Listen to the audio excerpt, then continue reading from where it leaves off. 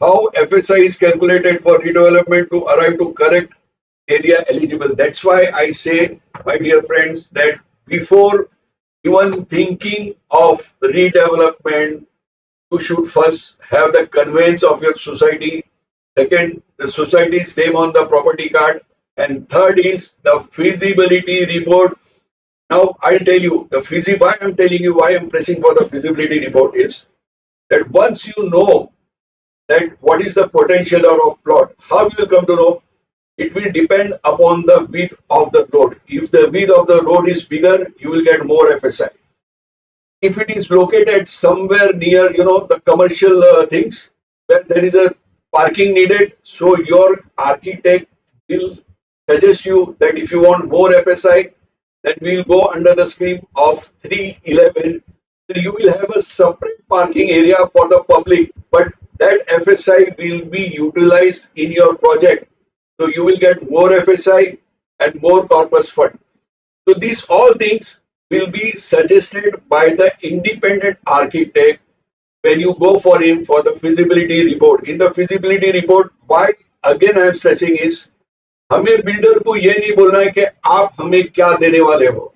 हमें बिल्डर को ये बोलने वाला है कि ये मेरी कारपेट एरिया जो मैं अभी एक्सेस करता हूं, प्लस ये मेरी एडिशनल एरिया है जो मैंने इधर साइड पे रख दिया है, प्लस मेरा रेंट इतना होना चाहिए, कॉर्पस फंड इतना होना चाहिए, और मैं आपको 60,000, 80,000 या लाख स्क्वायर फीट जो है सेलेबल कंपोनेंट वो मैं आपको बेचने के लिए देता हूं, जिसमें आप हमारा कंस्ट्रक्शन कॉस्ट, हमारा रेंट और कॉर्पस फंड ये सब कवर करोगे. और अगर फ्यूचर में कोई वजह से अगर गवर्नमेंट जो है वो रिलैक्स करती है पॉलिसीज और एडिशनल एफएसआई मिलती है, तो वो एग्रीमेंट क्लॉज में भी लिखा जाएगा कि अगर आपको लाख स्क्वायर फीट के ऊपर आपको जो भी एडिशनल एफएसआई मिलती है, तो certain percentage of that FSI, it can be 50-50, 60-40, 35-65, the various combination depending upon the location of your project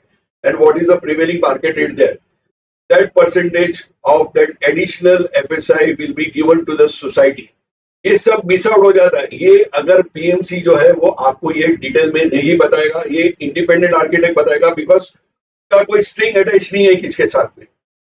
तो और डेवलपमेंट एग्रीमेंट बनाने के लिए भी आपको बहुत बहुत सोचना है.